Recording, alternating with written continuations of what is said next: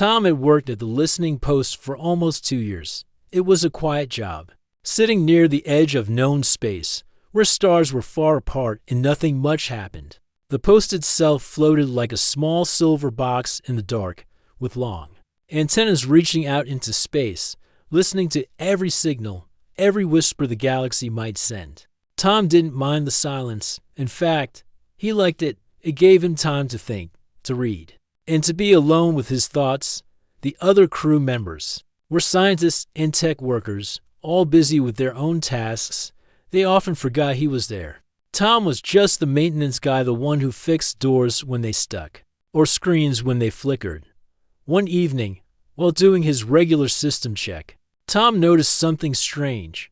One of the side panels in the signal room blinked softly, not in warning, but in rhythm, almost like a heartbeat. He tilted his head and watched. It blinked again, then again. A pattern. Tom sat down and ran a basic scan. No ship nearby. No storm. No equipment error.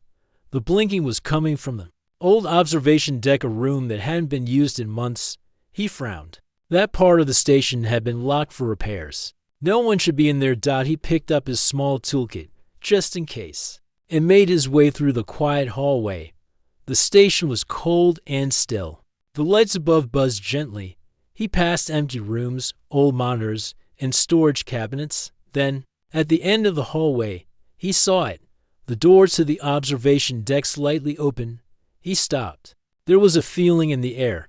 Not fear, exactly, but something close, like standing at the edge of a cliff and looking down. He hesitated, then slowly pushed the door open. Inside, the large window looked out into deep space. Stars blinked faintly in the dark.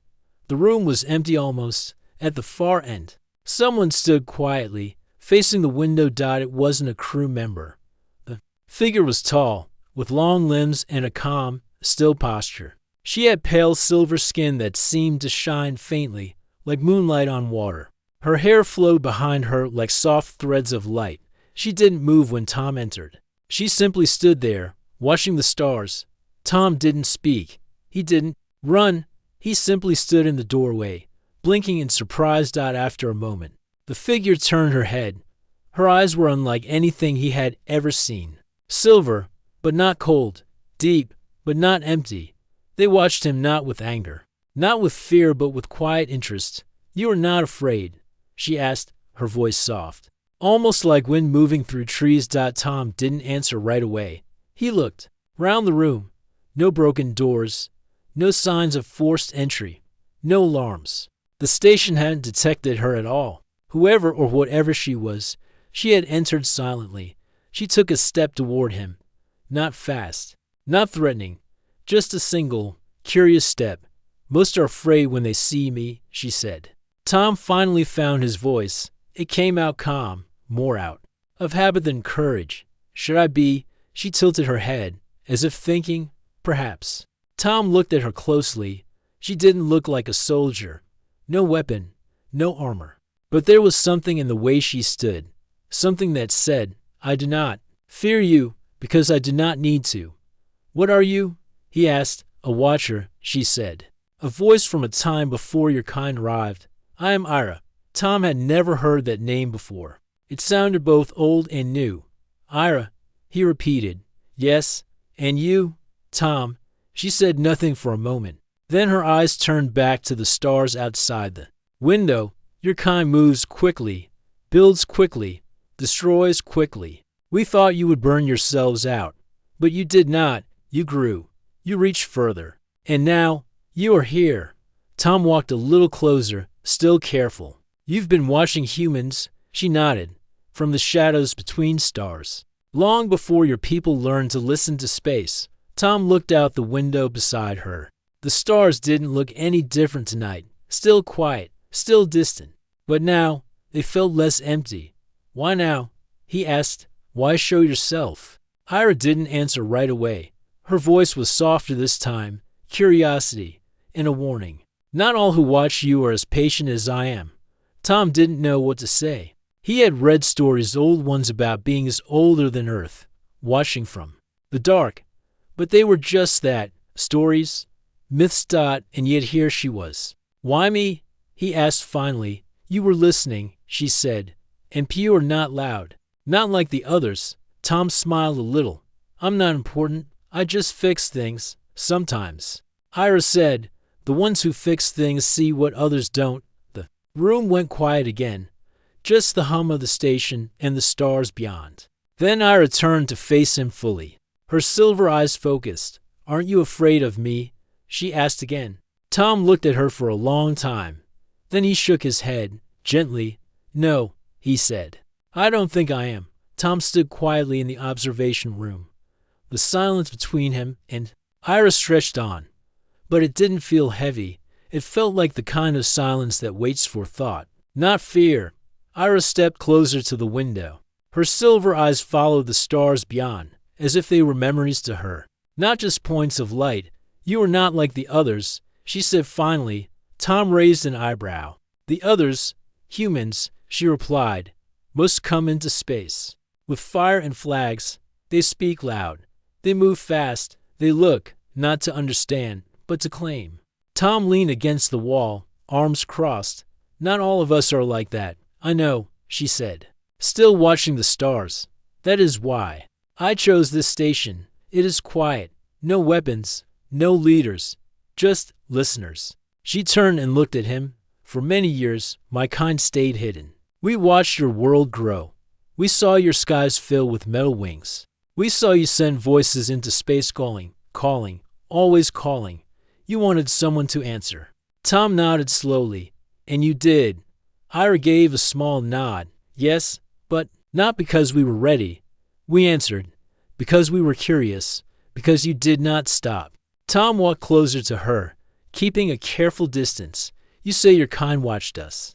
What did you think you'd find? Her silver eyes studied him. We expected fire, destruction, rage. Your kind is much of it. But we also saw something strange. You do not fear pain the way others do. You fall and still rise. You lose and still try. This is unusual. Tom gave a small smile. We've had a lot of practice. She tilted her head. You laugh, but it is true. You have suffered much, and yet you keep building. You keep going. For a moment, her face softened. Not just curious now, almost thoughtful. Tom watched her carefully. He could feel that she wasn't here to fight.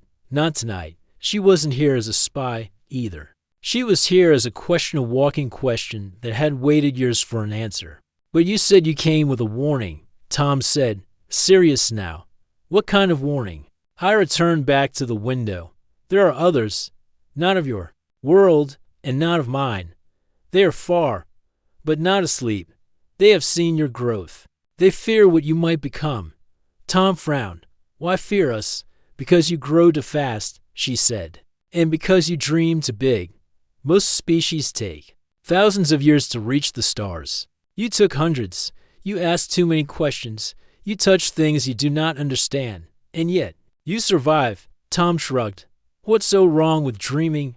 I returned sharply to face him. Because dreams become real. And when they do, they change everything. Some fear that change. Others will try to stop it. Tom stared at her. He could feel the truth in her voice. Not anger, not hate, but a deep, quiet warning. A storm waiting far away, but moving closer. You came to warn us, Tom said slowly. Perhaps it is time we stopped watching and started speaking, she said again. Tom nodded. I agree. Neither of them moved for a moment. The words felt heavy, as if they carried the weight of countless years in endless space. Where do we start? Tom finally asked. Ira looked thoughtful. With trust? That is the first step. Tom smiled slightly. That's the hard part. Ira tilted her head, curious. Why? Because trust takes time, Tom explained. It grows slowly, and it can break fast. She nodded. I understand, but we must try. Tom looked around. The room, the cold metal walls, the blinking machines, it all seemed less important now. Tell me about your people, he said. The Watchers. Ira smiled faintly. We are many, but we are few. Our kind has lived for thousands of years, quietly observing. We do not interfere. We believe in balance, balance? Tom asked. Yes, to keep the universe from tipping into chaos. We watch to learn and to protect, but never to rule. Tom thought about that. So, you're like guardians, in a way, Ira replied, but more watchers than warriors. We believe knowledge is power, but power must be used carefully. Tom nodded slowly. And humans? What do you see in us? Ira's eyes became distant, a spark, a fire that should be dangerous, but somehow it is also warm. Your kind is still young, still learning how to walk among the stars. You make mistakes, but you also make wonders. Tom smiled. I like to think so. They stood quietly, watching the endless sky. Then Tom asked, why reveal yourself to me? Why not speak to someone with more power or in a higher position? Ira's gaze met his. Because you listen. You do not rush to judgment. You do not fear what you do not understand. That is rare. Tom felt a warmth inside. Maybe I'm just lucky. She smiled softly. No, you are more than lucky. You are open. Their conversation was interrupted by a soft beep from one of the station's consoles. Tom walked over and checked the screen. A new signal was coming in, a message, faint and coded. What's that? Ira asked. Tom frowned. An unknown transmission. It's old, but strong, from outside known space. Ira's eyes widened slightly. This could be the warning I spoke of. Tom activated the decoding program. The signal began to translate into words. It was a message from a distant fleet, a warning of an approaching danger, a force that moved silently, striking without mercy. Tom turned to Ira. This is real.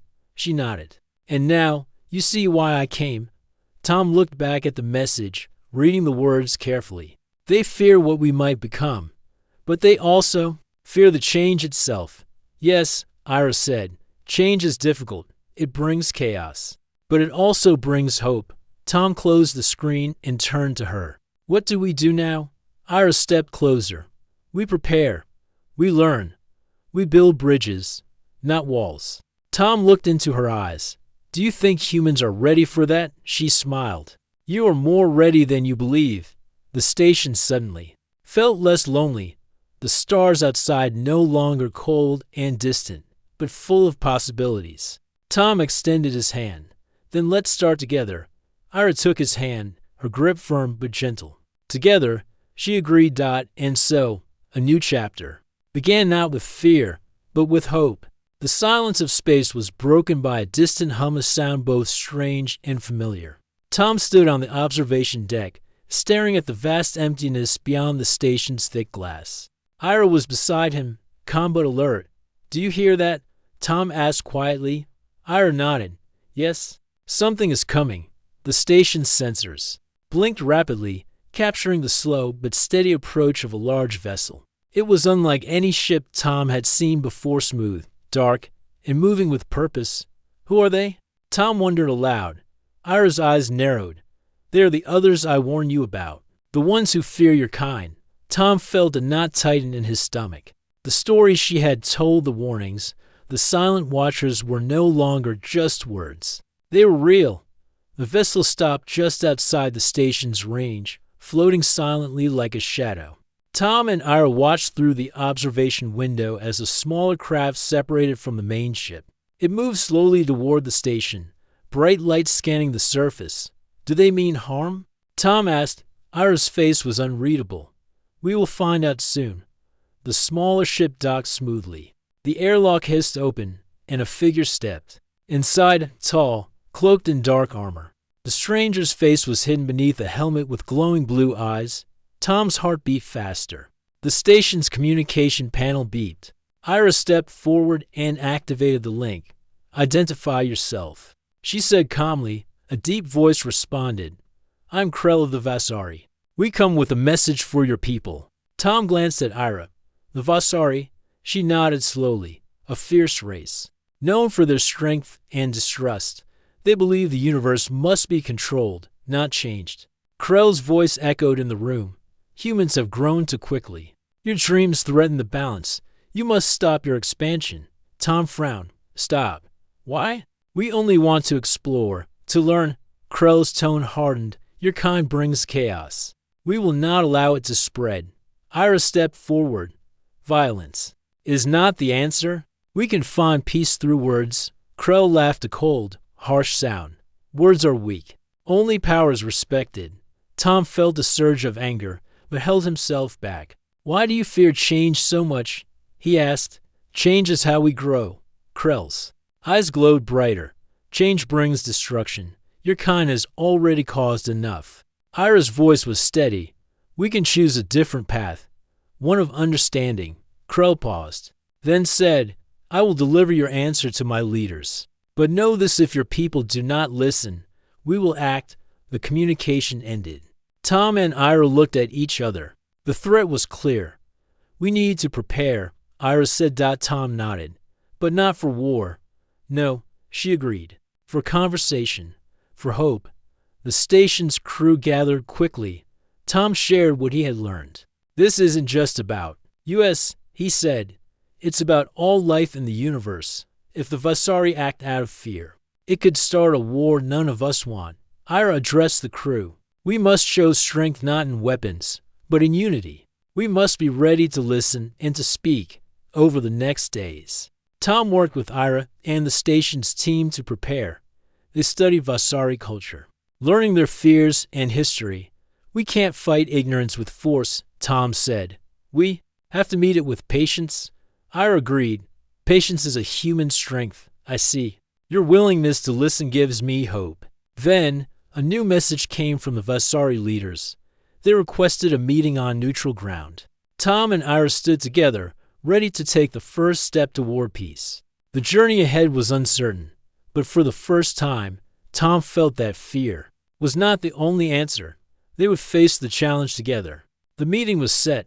A quiet moon, far from any major world, was chosen as neutral ground. No cities, no armies, only open land, still skies, and peace. The station crew prepared a small ship, and Tom boarded it with Ira by his side. He looked at her. Are you sure we're doing the right thing? Yes, she said gently. Peace always begins with a step forward. The ship flew silently toward the gray moon. From above, it looked like a frozen desert, quiet, untouched. Tom had never been to such a place, but he felt something calm in its silence. They landed near a silver platform. A larger Vasari vessel was already there, tall and sharp like a mountain of metal. For figures waited tall, armored. UNMOVING. Tom stepped out first. Ira followed. One of the Vasari came forward. It was Krell, the same one who had visited the station earlier. He nodded. Once you came, Krell said.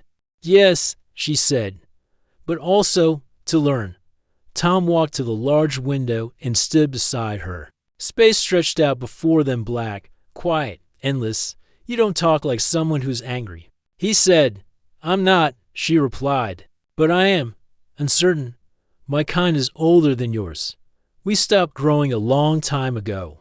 We chose safety over wonder, stillness over adventure. We forgot how to be curious. And now? Tom asked. She looked at him. Now I wonder if we made a mistake. Tom nodded. Maybe both our kinds made mistakes. But you still came. That counts for something. Ira was quiet for a while. Then she said, in my world, we are taught to avoid fire. But humans, you, walk into it. We get burned, Tom said, half smiling. But sometimes, we find something worth the burn. Ira blinked slowly. Her eyes searched his face, as if trying to understand something that had no shape. You should fear me, she said again. Not a threat, a truth. Tom looked at her. He wasn't a soldier. He wasn't a hero. He was just a man with tools, working a quiet job at the edge of space. But he had seen things. He had read stories of Earth, of war, peace, kindness, and cruelty. He had seen the good and bad in his kind. No, he said softly. I don't fear you. Why? She asked. Because I've seen worse, Tom replied. In us. Ira didn't speak. For the first time, her perfect posture shifted. She looked not confused, but thoughtful, as if someone had moved a piece on a board she hadn't expected. Tom kept his eyes on the stars. We're not perfect, he said. We fight, we break things, but we also heal. We forgive. We build again. I think we're still learning. Ira's voice was quiet now. And if others come to stop you, we'll try to talk, Tom said. If that doesn't work, we'll stand together. We don't always win, but we don't give up easily. Another silence fell. This one felt different, not cold, not tense, just quiet. Ira looked at him, her voice just above a whisper. You're not what I expected. Tom smiled gently. Neither are you. The room felt heavier now, not from fear, but from something unspoken. Tom stood by the window, watching the stars with Ira beside him. Her silver eyes were calm, but he could tell she was thinking deeply. She had asked him again, "Aren't you afraid of me?" And he had answered, "No, I've seen worse than us." Those words hung in the air like soft echoes. Ira had gone quiet, and Tom respected her silence. Some truths did not need to be argued. They needed time to settle. Finally, she spoke. "You do not speak with pride," she said slowly. Your voice was not full of power or victory. Why? Tom shrugged. Because I wasn't trying to impress you. I was just being honest. She studied him again. Many I've met, they speak with strength. They want to prove themselves. You do not. I'm not here to prove anything, Tom said. I fix machines. I read books. I watch stars. That's enough for me. Ira tilted her head, curious. Then why are you not afraid of what I could do? Tom looked at her, his voice steady. Because I don't think you're here to hurt me. Her silver eyes narrowed slightly. And if I were, then I'd try to understand why, he said. Before I tried to stop you. A small smile just a hint touched Ira's lips. It was the first sign of emotion he had seen from her since she appeared. Strange human, she said softly. Tom gave a short chuckle.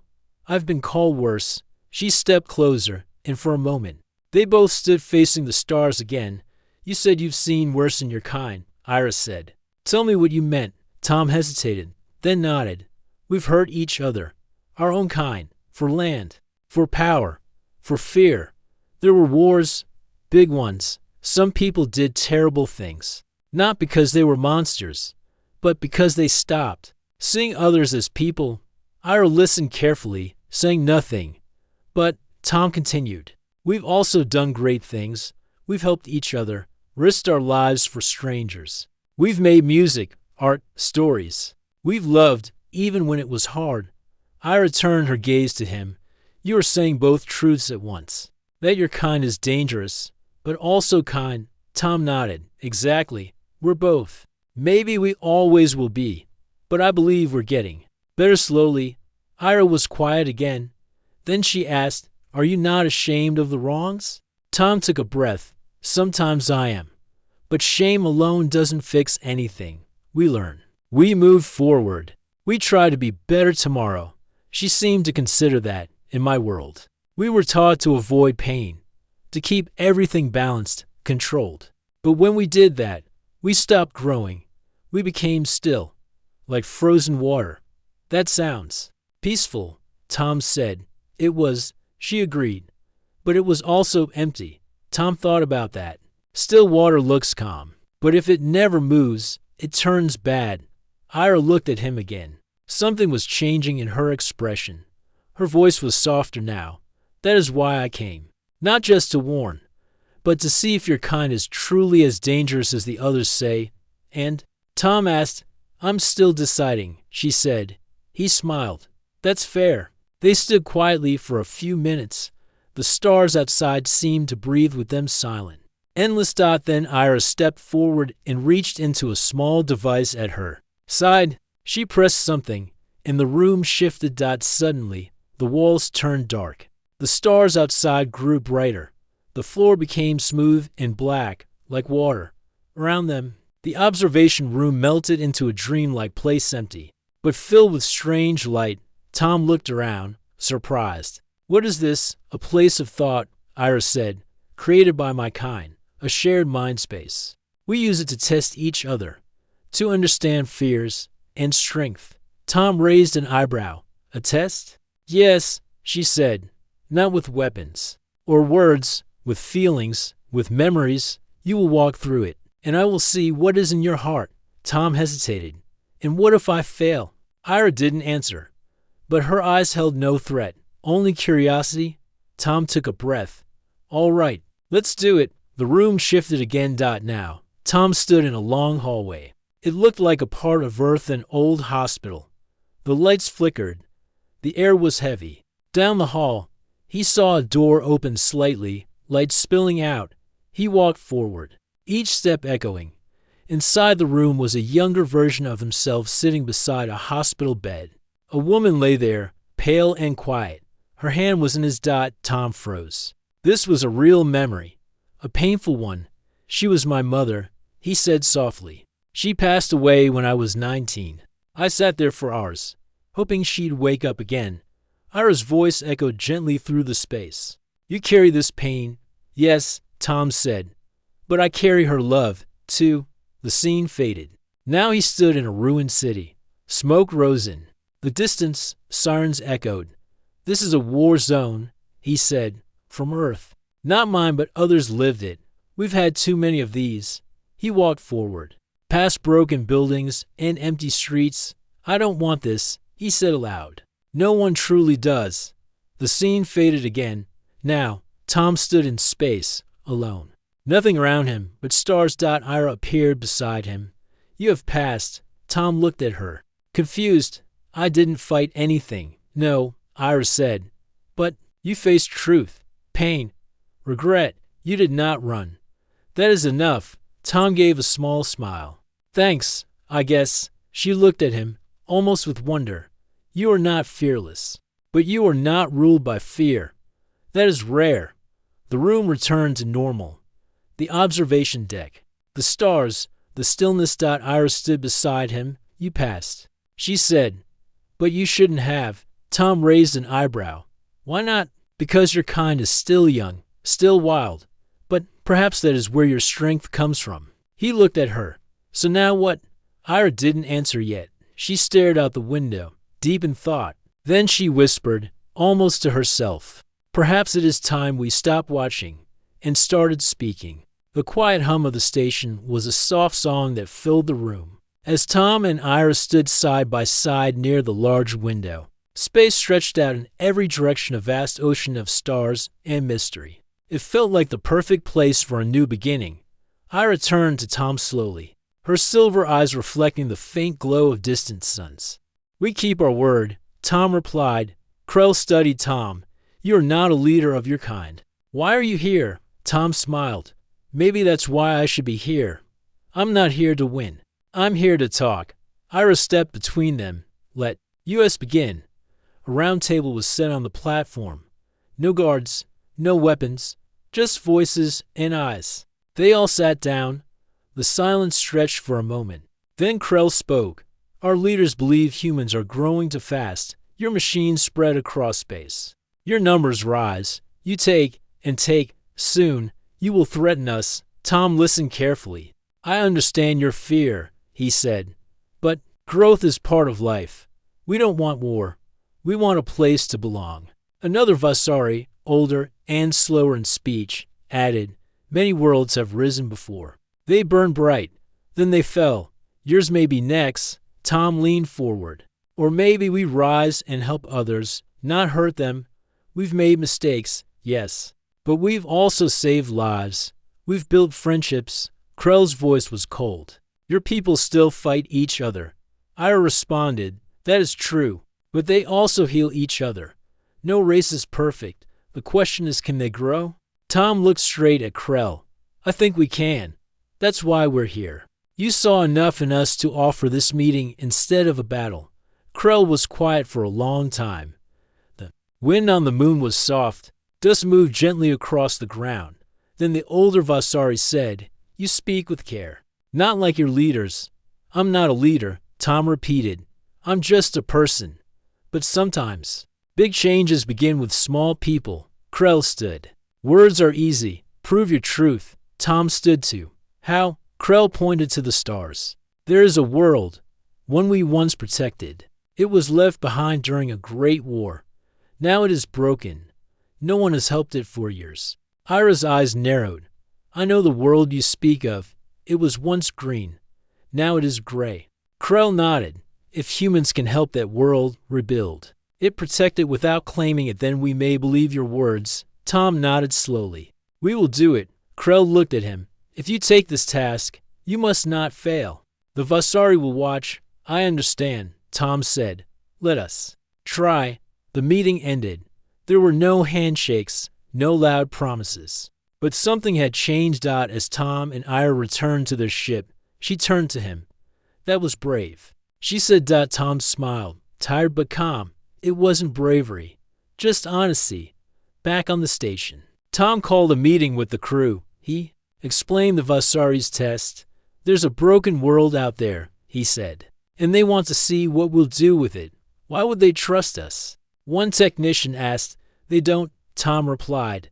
Not yet. That's why we have to show them who we are. Over the next days, a small group of engineers, scientists, and medics joined the mission. Supplies were packed, plans were made, and a quiet excitement filled the station. Ira helped guide the team to the lost world. When they arrived, they saw the truth. The planet was silent. Its forests had turned to dust. Cities lay in pieces. But beneath the silence, life still whispered. Tiny green shoots pushed through cracked soil. Rivers still ran, though slow and shallow. Tom stood at the edge of a ruined town. This place can be saved, he said softly. Ira nodded. It only needs care. And so, the work began. The team cleared broken buildings. They repaired clean water systems. They planted seeds. No flags were raised. No names were carved into stone. They worked not to claim but to give back, and from high above, hidden among the stars, the Vasari watched. The sun on the ruined planet was pale, but it still shone. Tom stood near a repaired well, wiping sweat from his brow. Round him, his team worked quietly, fixing broken roofs, planting new trees, helping small families who had survived the old war. Children laughed again. Green had returned to some of the brown fields. It had been many weeks since the mission began. The work was slow, but steady. What was once a ghost world now had the breath of life again. Ira walked beside Tom. They are watching, she said, her voice soft. I know, Tom replied. I don't care about that anymore. This place needed help. That's all that matters. She smiled faintly. You speak like one who sees clearly now. Tom looked across the hills, where windmills now spun gently in the breeze. Maybe. I do. Suddenly, the sky shimmered. A tall ship appeared above the clouds, silent, dark, smooth. The Vasari. Tom stood still, watching as a smaller vessel detached and descended. It landed nearby, silent as a whisper. The crew paused their work and looked on with curious eyes. The airlock opened, and 3 Vasari stepped out. One of them was Krell.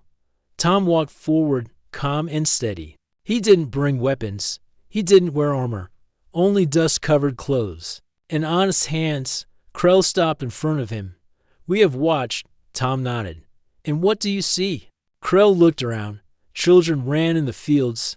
Crops had started growing. Old machines worked again. And above all, peace filled the air. You did not claim this world, Krell said. No, Tom replied. We came to help, not to own. You asked nothing in return. Tom shook his head. We don't need anything. Krell paused, then asked, why? Tom took a breath. Because when someone asks for help, and you can give it, you do. That's what it means to be more than just alive. That's what it means to be human. Krell was silent for a moment. Then he asked the question once more, the same one from the beginning. Aren't you afraid of me? Tom looked him in the eye and replied, just as he had before. No. Krell blinked. Why? Because you listened, Tom said gently. Because you gave us a chance, and because fear builds walls. But we are here to build bridges. Behind them, Ira stood quietly, her silver eyes full of emotion.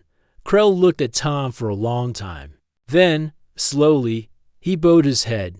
Then we have misjudged your kind, he said. Tom smiled. Not misjudged, just not known yet. Krell turned to the other Vasari. They stepped back into their ship, but before leaving, Krell spoke once more.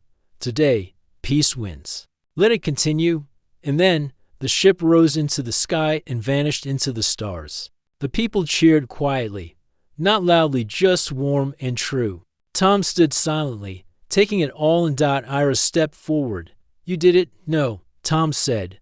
We did it. All of us. She smiled. You gave them hope. Tom looked up at the stars.